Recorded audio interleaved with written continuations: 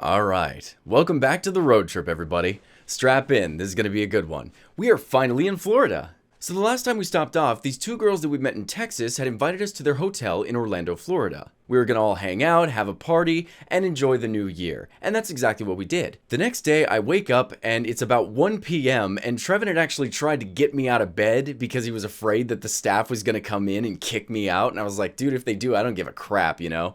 So I wake up, nobody had bothered me, and everything was awesome, and I go downstairs, and I find Trevin is at the van, but while I was on my way down, I saw something in the parking lot I just did not expect to see. So we're over here in Orlando, Florida, and I turn the corner, and this is what I see.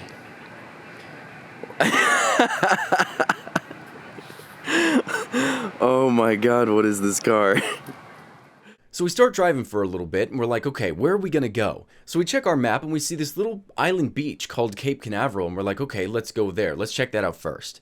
So we hit that place, and the beach was beautiful. The sands were really white, the water was really clear. You jump in the water, and you get used to it in seconds, which was awesome. So Trevin and I go to the van, we take off our shoes, and we're just walking up and down this beach for a while when we start to get hungry. Down at the very end of the beach, we start to see there's a bunch of restaurants and stuff down there. And so we're like, okay, what we'll do is we'll just keep walking that direction and eventually we'll hit a restaurant. So we're walking down and we must have been walking for, oh man, it was probably a few hours and we're starving at this point. We finally get to this pier where all the restaurants are and the guys look down and say, nope, you don't have shoes on. You're not allowed up there if you don't have shoes. I'm like, so we have to walk all the way back now? Damn, that sucks. So Trevor and I just walk all the way back, and eventually it started to get dark on the beach, which looked really cool. We finally make it back to the van, and we realized that we had stopped and parked the van at this little resort. It was kind of like a little hostel, and they had an outdoor bar area, and they served food. So I was like, hell yes, okay, we're gonna be able to eat. So we get in there, we get some burgers, we got this Bailey's ice cream, which was like, it was like an ice cream drink, except it had alcohol in it, which was awesome. That was really tasty. After that, we started looking for campsites, and we figured since we were in Florida, it would be easy to find. And that's kind of true. They are easy to find. The only problem is you have to have a reservation or you have to have a permit in order to actually set yourself down somewhere. And the permits, they're not cheap, so we were sitting there like, well, great, okay. You know what? Rest stops it is. So we go find a rest stop, we get ourselves some food, and we lay down for the night. The next day we wake up and we decide, let's beeline our way to Miami. That's like what all the ruckus is about here in Florida, right? Let's go there. And maybe on the way there, we can find ourselves a place to camp. I want to stay somewhere for a couple days. As Trevin is checking the map and I'm driving, we realize that's not going to be possible. All around Florida, it's the exact same. Reservation permits, freaking goddamn expensive. Deal with it. All right then. So we're driving down the freeway and we start to slow down a little bit. I think top speed was about 45 and the lowest speed was maybe 15 miles an hour. So we didn't stop or anything, but we were going pretty slow. This silver car pulls up right next to us and he starts waving at us. So I notice him and I'm like, hey buddy, how's it going? You know, just kind of wave. He lifts up this big Ziploc bag filled with weed. He's just shaking it back and forth and he's laughing and nodding like, yeah, check this out. And I'm laughing and I'm like, yeah, rock on, dude. You know, that's awesome. He goes, roll your window down like this, you know? So we crank the window down and he goes, hey guys, are you guys headed to the Keys? And we're like, yeah, we're headed to the Keys. He's like, rock on. Hey, do you guys smoke weed? And we're like, yeah, we smoke weed. He goes, hold your hand out. We're on the freeway, by the way. This dude grabs a handful of this weed out of his bag, throws his body out of his car, and passes it over to Trevin. And Trevin grabs a cup and puts the weed in that and puts it in the cup holder. And he's like, what the hell? Does that ever happen? And I was like, I've never seen that, dude. I noticed that VW vans outside of the West Coast are very hard to find. As we drove through America, we only saw like one or two of them. So I almost wonder if this guy saw the hippie rig and was like, yeah, they smoke. All right, yeah, and that's badass. I'm gonna give him this weed. But that was cool. Like, I did not expect that.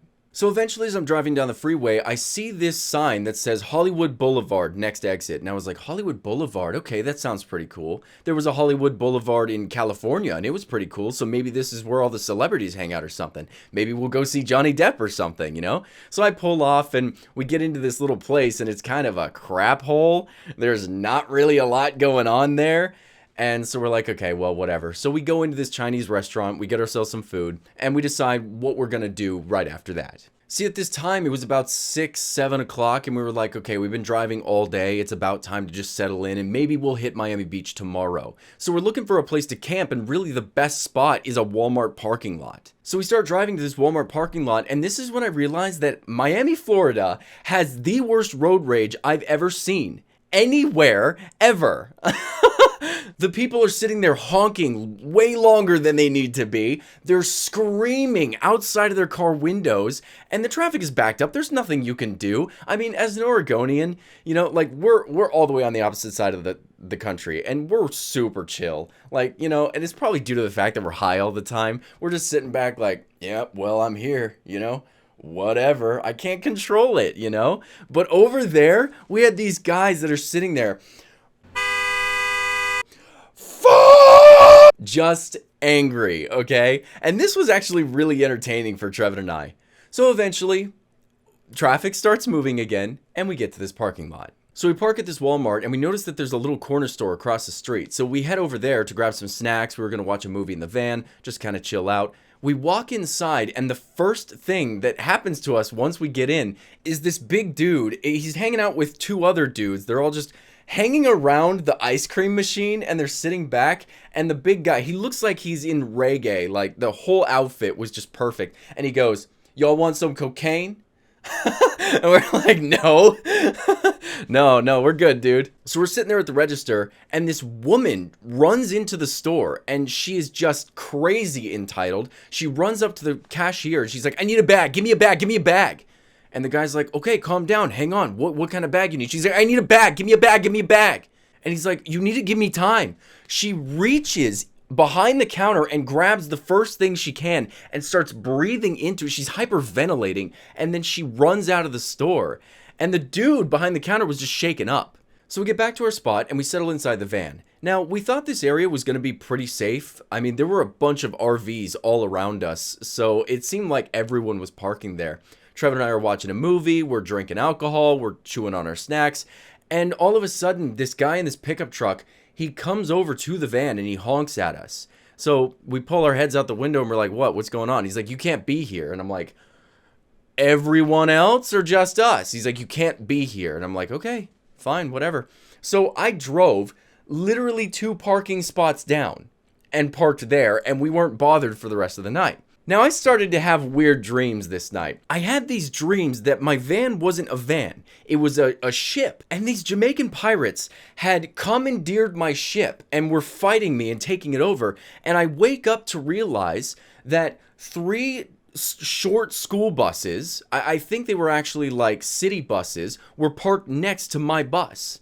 And the drivers were screaming at each other.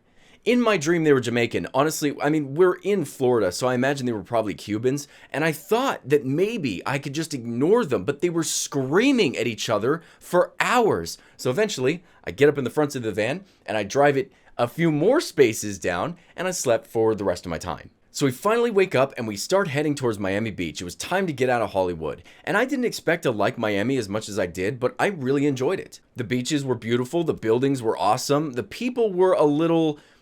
I don't want to say rude. They weren't rude.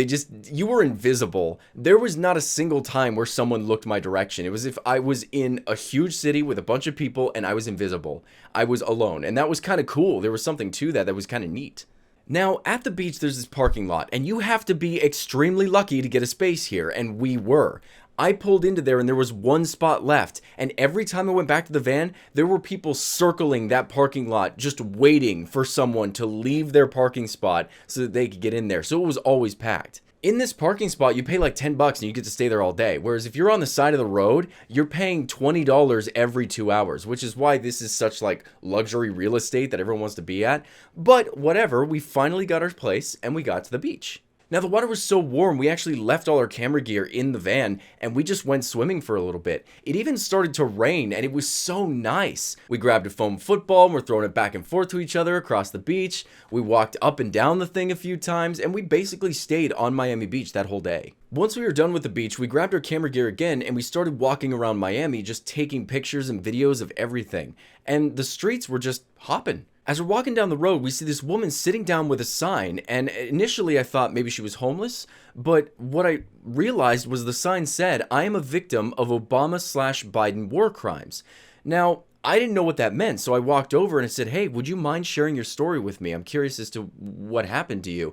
And she got ecstatic. This woman started like fidgeting and playing with her hair a lot, and she's sitting there telling us like what happened to her. And it wasn't exactly a concise story. She would say that there were government agents who were always tracking her and always stalking her. She said that British intelligence, MI6, would often interrogate her and then sexually assault her after the interrogations. She showed us this vein behind her ear, and to me it looked like a vein, but what she said it was that years ago the government had implanted a wire behind her ear, and then she shows us, she like pulls her dress up and shows us her leg, and there's a mole on her leg, but she said it was a government chip. And the thing is, like, she went on for a while, and I actually sat there. I wanted to know, I was curious. And I was going back and forth between, okay, I've seen trauma victims before, and she does have the telltale signs of being a trauma victim, but the things she's saying, she's not really telling me the story. She kept saying like these vague things, and then she'd say, okay, you need to look this up so that you can know my story. I have it online. You need to look it up. But then she wouldn't tell me where to go to look it up, and I would ask her that, and she would just move into the next story. So I was like, okay, is this woman schizophrenic, or, maybe she's a little nuts, or is any of this true? And unfortunately, it was just impossible to tell. So I thanked her. I said, thank you for sharing your story. We're going to get up and we'll go research all this later. And to this day, I have not found anything about any of that. I did do some minor research, but yeah, I don't know. I just think that we may have met someone who might have been a little loopy. After that, Trevor and I started to get hungry, so we went to a Costco to get some food. It's about 8 o'clock, and I was like, hey, Trev, do you want to lay your head for the night? Or maybe we should go to a bar, maybe it's not late enough for the day to end. And he goes, yeah, okay. So we look up some bars and we realize that there's this one called Last Chance. I thought the bar had a cool name, so I was like, all right, let's go there. So we show up and we're having a good time. They served us Coors Light in these pints, and they were only like $2.30 each, which I thought was really nice. So we're sitting there drinking, we start playing pool, and there was actually a big pool tournament going on inside this bar at the time. These two guys who were part of the tournament, they came over and they're like, hey, do you guys want to do teams? And we're like, yeah, let's do it. So we're shooting pool for a little bit. We're telling them about us. They're telling us about them. And this guy, one of the guys, he looks over and he sees this girl playing on the slot machine over on the other corner of the bar. And he's like, I'm going to take her home. So he walks over and he tries. He really did try. And eventually I saw him walk away, and he went home alone. So this other guy named Javier, he goes, hey, so where are you guys going to stay tonight? We're like, well, we're not really sure. I mean, there are little spots, Cracker Barrels, Walmarts. We'll just go somewhere like that. And he goes, well, actually, there's a dirt road right over here. You guys want to hop into my truck and I'll show you? Now I'm sitting there like, I don't know, man. We're all strangers. Are you going to like murder us or something? And he's like, no, I'm not going to murder you guys. Get in my truck. All right. So we get in his truck and he goes down this road. And it was nice. We were like, okay, that's actually not even very far from the bar. He's like, yeah, so whenever you guys are done, you can go do that. And we're like, okay, cool. So we go back to the bar. We're hanging out for a little bit. Trevin's playing pool, and I start walking around. I meet this lady. She's got really long black hair. She was really cute.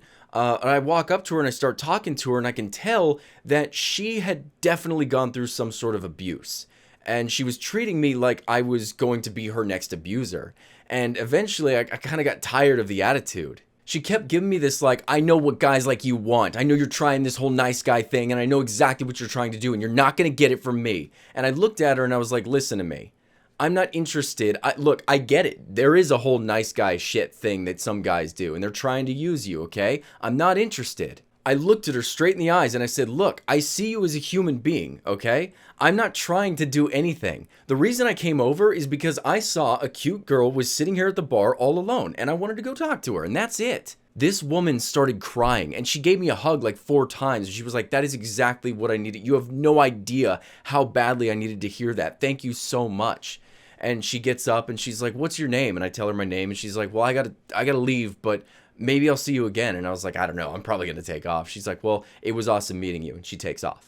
After she left, I went outside because the bathroom that was inside the bar was generally always taken, so I would just go next to my van and start peeing. Well, this guy walks up to the van and he's like, "Hey, dude, I love this thing. What is this?" And I start telling him all about it. He's like, "Hey, dude, that's rad." And we're just kind of hanging out for about 45 minutes. I was getting to know this guy. He went by CJ, and we're just hanging out and chatting, and he's like, "Hey, there's a bar just down the road that's way better than this one. Are you here with anybody?" And I was like, "Yeah, well, my buddy's inside." He goes, "Well, go get him. Let's go to that bar." So I walk inside and I was like, "Hey, Trev, this guy named CJ, he wants to take us to this other bar. What do you think?" And he's like, "Honestly, I want to stay here, but if you want to go, you go." I was like, "Oh, okay, yeah." So I give him my keys and I go out and I was like, "Hey, man, let's go to this bar." He goes, "Your friend not coming?" I was like, "No, it's just going to be you and me." He goes, "Okay, you're going to love this place." This dude drives me 30 minutes out into Miami. And I'm like, "How far away was that? I thought you said it was just down the road." He's like, "Well, it's not just down the road. And also, one more thing. If anyone asks, you're my second cousin, okay?" I leaned back and I was like, "I'm your second... What? What are you talking about?" He goes, "Look, we're going to this place that I'm not exactly supposed to take newcomers, all right? Honestly, we're going to go get some cocaine." And I'm sitting there like, "What? Why didn't you tell me that at the bar? I don't want cocaine." He's like, "Well, you don't have to get any. You don't have to get any. But we're going to go to this bar. We're going to have a good time. Don't trust me. Trust me. It's a really chill place. You'll like it." And I'm like, "What the hell?" Now, at this point in time, I'm already drunk. I'm a little susceptible to suggestions. So I was just like, "Okay, you know what? I'm just going to roll with it." We get to this place and we knock on the door. This guy buzzes the door open. CJ opens the door. And inside this door is a huge cage. Someone then had to walk over to the cage, open that cage, and let us in. And we got this big bouncer dude. He's like, "Hey, yo, CJ, who's that guy?" And CJ's sitting there like, "Oh, this is my second cousin. Yeah, this is Bradley. He's in town for a little bit, and I told him about your guys' thing. Trust me, he's chill. He's real chill. He's not gonna tell anybody." He's like, "Where you from, Bradley?" And I was like, "Oh yeah, I'm from Jersey." Yeah. So I mean, I'm used to this kind of stuff. And he's like, "Rock on. Yeah, okay." So CJ walks up to the counter and he goes and grabs himself a little bag of powder, and he goes and he sits down and he starts crunching it and he's snorting it and shit. And I'm just like, I've never been in a situation like this. There are just people all around getting high, and I'm just like, man, and I'm stuck here. There's nothing I can do. I didn't drive. CJ drove, So I'm just like, well, I'm here. CJ comes over to me. He goes, "Hey, you want to go to the casino?" And I'm like, "Yeah, why not? Why not? You know what? I'm already in this situation. Let's do it." This is when we get into one of the worst decisions that I ever made on this entire road trip, and that is going to have to wait until next time. Will Barry ever be reunited with his friend Trevin? Will he make it back to the Barry bus? Is he going to get in trouble for the cocaine in the car? Find out next week on the Barry Bus Road Trip. Thank you guys.